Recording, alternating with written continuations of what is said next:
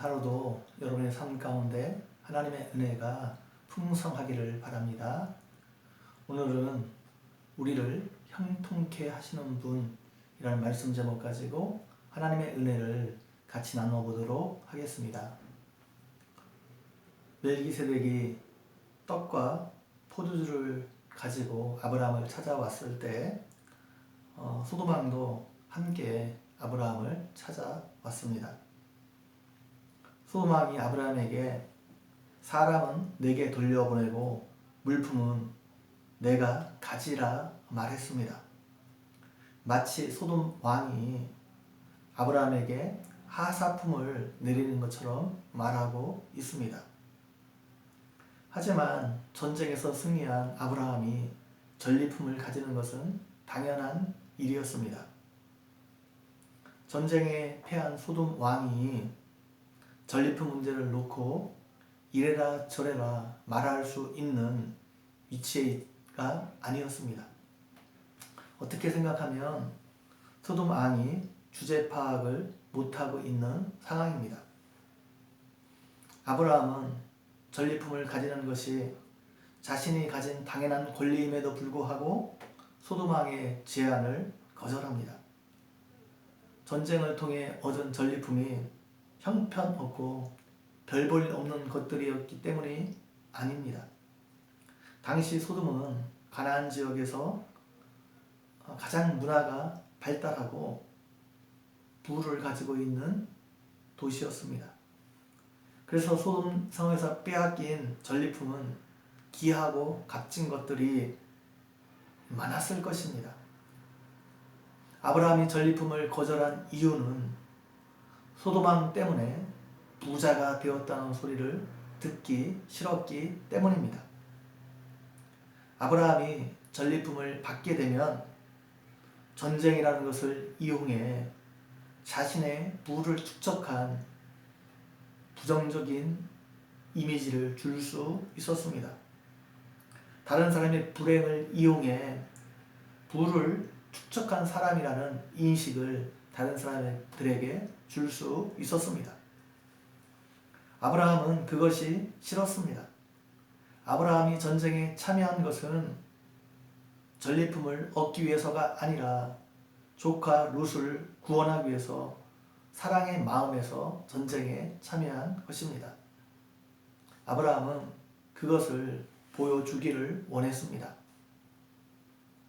또한 아브라함은 살렘왕 멜기세덱이 말한 것처럼 복은 하늘과 땅의 모든 권세를 가진 하나님께로부터 주어진다는 것을 알았습니다. 그래서 특정한 사람에 의해 부자가 되었다는 소리를 듣기 싫었습니다. 오직 하나님 때문에 부자가 되었다는 소리를 듣고 싶었습니다. 그래서 전리품 중에서 실 하나, 신발끈 하나 갖지 않겠다 말한 것입니다. 단지 함께 싸운 젊은이들의 먹을 것과 아넬과 에스골과 마므레의 묵만 그들에게 주라 말했습니다. 아브라함은 하나님이 주시는 복을 받아 온 세상을 복되게 하는 일에 쓰임받는 복의 근원으로 부름을 받은 사람입니다. 아브라함은 한시도 그것을 잊지 않았습니다. 그래서 아브라함은 어떤 행동을 할 때 그것이 하나님께 영광이 되는 행동인지 아닌지를 먼저 생각했습니다. 아무리 자신에게 유익을 주어도 그것이 하나님께 영광이 되지 않으면 절대로 그 행동을 하지 않았습니다. 우리도 무엇을 하든지 하나님의 영광을 먼저 생각해야 합니다.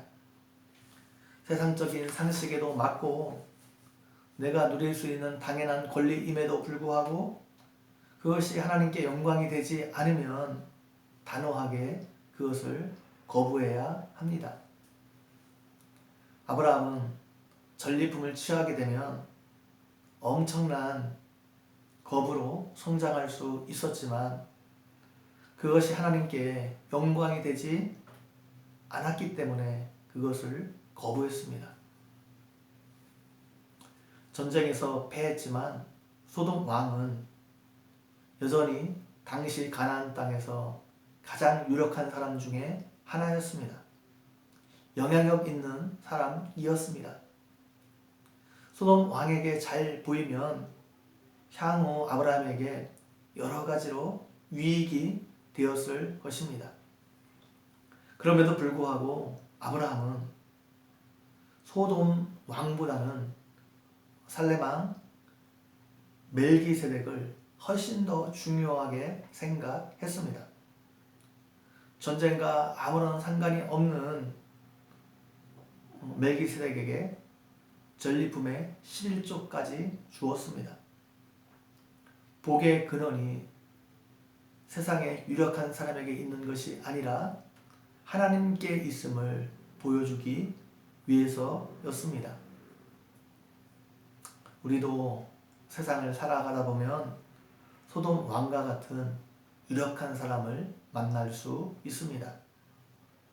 그에게 잘 보이면 출세의 길이 열리고 유익을 줄 것 같은 사람을 만날 수 있습니다. 소돔 왕은 아브라함을 향해 내게 잘 보이면 내 앞길이 형통할 거야. 나는 내게 많은 것을 해줄 수 있는 사람이야. 그러니까 너 나에게 잘 보여. 이런 태도로 아브라함에게 접근했습니다. 그런데 아브라함은 그런 소돔 왕에게 잘 보이려고 하지 않았습니다. 대신 살렘 왕 멜기세덱에게 오히려 더 잘 보이려고 했습니다. 멜기세덱은 하나님의 제사장입니다. 이것은 아브라함이 하나님께 잘 보이려고 노력했다는 것을 말합니다. 진정한 복이 사람에게서 오는 것이 아니라 하나님에게서 오는 것임을 아브라함이 알았기 때문입니다. 아브라함은 철저하게 하나님 중심의 삶을 살았습니다. 부자가 되더라도 특정한 사람으로 인해서 부자가 되었다는 소리를 듣기 싫어했습니다. 오직 하나님께서 복을 주셔서 부자가 되었다는 소리를 듣고 싶었습니다. 그런 아브라함을 결국엔 하나님이 높여 주셨습니다. 가나안 땅에서 형통한 삶을 살게 해 주셨습니다. 많은 사람들에게 존경을 받게 하셨습니다. 믿음의 조상이 되게 하셨습니다. 결국 많은 사람들에게 복을 전달하는 축복의 통로로 쓰임받게 하셨습니다. 오늘날 우리에게도 진정한 복을 주시는 분은 하나님이십니다. 여러분이 하나님을 붙잡고 의지하고 하나님을 드러내기 원하는 삶을 산다면 하나님은 하나님의 방식으로 여러분의 삶에 개입하셔서 여러분을 도와주실 것입니다. 여러분을 통해 하나님의 영광을 나타나게 하실 것입니다. 오늘 아브라함에게 임한 이 은혜가 여러분 모두에게 임하기를 주님의 이름으로 간절히 축원드립니다. 같이 한번 기도드리겠습니다. 하나님 아버지, 오늘도 말씀을 통해서 우리에게 은혜 베풀어 주신 것 너무나 감사합니다. 하나님, 아브라함에게 하나님께서 은혜 베풀어 주셨던 것처럼 아브라함이 하나님의 영광을 위해서 자신의 이익도 가감하게 포기하고 하나님을 드러내기를 원했을 때 하나님과 함께 하셔서 아브라함과 함께 하셔서 복을 주셨던 것처럼 우리의 삶에도 개입해 주셔서 하나님의 영광을 드러내는 삶이 될 수 있도록 함께 해주시기를 원합니다. 감사합니다. 예수님의 이름으로 기도 올려옵나이다. 아멘.